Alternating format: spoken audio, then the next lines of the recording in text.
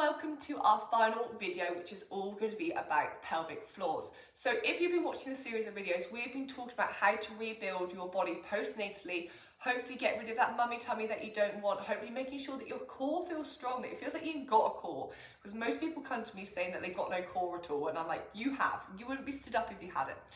But also a lot of people come to me with the secret annoyance, embarrassment of pelvic floor issues. So that might be incontinence, that might be some type of prolapse, it might be pain.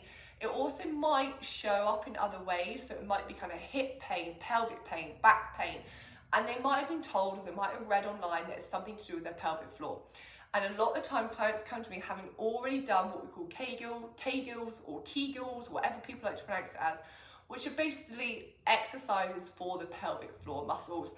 And for some, they just don't work, and they get very frustrated that they've been doing these things, they've been holding their contractions, and still the prolapses are still there, still the pain's still there, still the incontinence might be still there. So I wanted to cover this in a bit of reverse, because I actually want to look at this kind of our whole core as a whole cylinder, a whole area of our body that really interlinks with each other. And just because your pelvic floor area might be the thing that seems to be the weakness, it seems to be where the problems are occurring, that does not mean that's where the problem started. That is just the end point position. Because think about gravity being against us here, okay? We've got this cylinder of our body. We've got, it's basically a pressure chamber where there's lots of pressure getting put onto our body internally, organs are moving, air's moving, everything's kind of getting pressured in there. And when we're moving our bodies, it's a constant movement or pressure internally that our body's having to stabilize and adjust with. Now, if we haven't been breathing correctly, if our posture had changed during pregnancy days and it hasn't been rectified, if we're not engaging those core muscles correctly, then there will be probably a leakage or pressure somewhere, and often that's going to end up being downwards because of gravity, which is why generally most people's issues when it comes to any kind of prolapse pain or incontinence pain is when they're doing stuff that adds downward pressure. Squats, lunges, deadlifts, all stuff that is forcing more pressure down, especially if you're holding a weight in your hand as well. And that weight doesn't have to be in a gym. That could be your child, that could be your shopping, that could be the pram, it could be carrying your clean clothes up the stairs to put away. Like that extra little bit of weight is causing extra downward pressure. The weak link is in your pelvic floor. So that is where it gets released. But as I said, that's not necessarily the issue. It might be that you haven't actually been engaging your core muscles properly, you haven't been breathing properly, you haven't been using your glute muscles properly. So I could sit here for the next 5 minutes and talk to you about doing your Kegel exercises. I will run through them very briefly. But what I want you to understand about pelvic floors and pressure is not just about can these muscles that are like, as you probably have read and researched before, they are like a sling, a hammock of muscles that run from your pubic bone all the way underneath to the back, and they hold obviously all your internal organs in. They don't just hold stuff in, okay? They need to react. You can't have muscles contracting the whole time. So we can't have pelvic floor muscles that are just constantly contracting, bracing yourself for every bit of pressure. That just doesn't work. What we need those pelvic floor muscles to do is to be able to contract when they need to contract, and then to be able to relax the rest of the time, because otherwise muscles become fatigued. And a lot of the time people's incontinence issues are actually because they've got overactive pelvic floor muscles, not underactive. And actually a lot of the overactive pelvic floor muscles comes from underactive glutes, which is why we had a whole video on getting the glutes working correctly, because if they can contract and release better, your pelvic floor muscles are also going to contract and release better. So we want those pelvic floor muscles to be able to relax. We want them to be able to be stretched. We also then want to be able to contract. But we also need to be able to contract, not just when we're doing our Kegel exercises, where we're calmly contracting in those muscles and holding for 10 seconds and releasing. We also need them to be able to contract to immediate demands and a change of pressure. So if you suddenly jump or leap somewhere, whether you suddenly need to catch yourself from falling, whether you suddenly do pick up something heavy, that sudden change in pressure internally needs to be able to be responded by our pelvic floor muscles, or being able to contract at the right time. So yes, we can train them. Yes, we need to make sure that mind muscle connection is there. So when we are trying to engage the pelvic floor, we know how to do it. It's like a coordination thing. Our body, our brain knows they're the pelvic floor muscles. This is how I'm going to contract, and it's there. but we also need to train them to work at speed. We need them to be really reactive, which is why I really suggest people focus on their pelvic floor when they're exercising, when they're strength training, because we need to train our minds to not only brace our core, to not only think about the leg muscles when you're trying to squat, but they're thinking about pelvic floor needs to be engaged. Because then it's going to really start tuning in that practice in day-to-day life. When you suddenly have to pick up something heavy, your body's gone, okay, when I pick up something heavy, not only do I engage my back and my core, I engage my pelvic floor muscles as well. And that's going to be better. Same with running. If you've found that you can't run anymore postnatally because of incontinence, because it maybe feels so heavy that it feels like your body's wanting to prolapse, we need to train that. We need to train it gently to start with.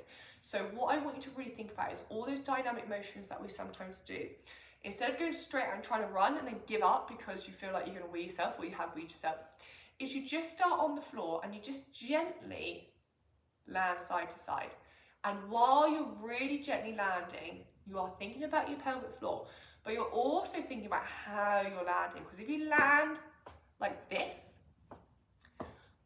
as you hit hard, the pressure up that arm, aka your legs, is going to shock your body, and often it hasn't reacted, it hasn't given you that pelvic floor contraction.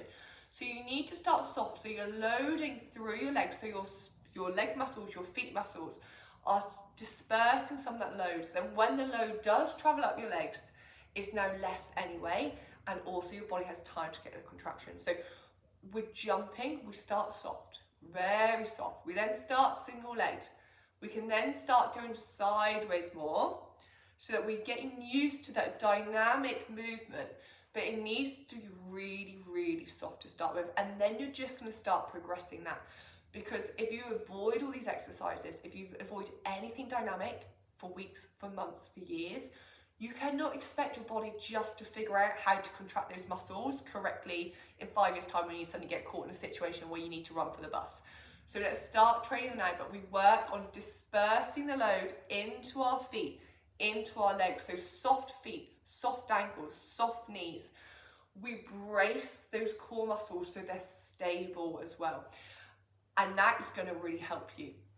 As I said, we're going to train our glutes. We're going to train them to be able to contract and stretch. We want lots of mobility in all our lower body to disperse this load. So then when we are contracting that pelvic floor, it's not taking all the deep pressure because we've spread it. We've controlled it elsewhere as well. So I'm not going to talk loads about that now because there's so many different exercises we can do. But my advice is train the load, train your body to deal with the pressures that life is going to put on it, whether you're in a gym, whether you're trying to go running, whether you're trying to play a team sport, or whether you're just parenting and you have kids jumping on you and you have to dash for things quickly. We train that so we can build that mind-muscle connection. So very, very quickly on the Kegels, because if you haven't heard of it, I want you to probably go and do some more research on it. There is no black and white, you have to do this for a set amount of exercises. But what is really important to remember with our pelvic floor muscles is they're not just at the front and they're not just at the back, they wrap the whole way under.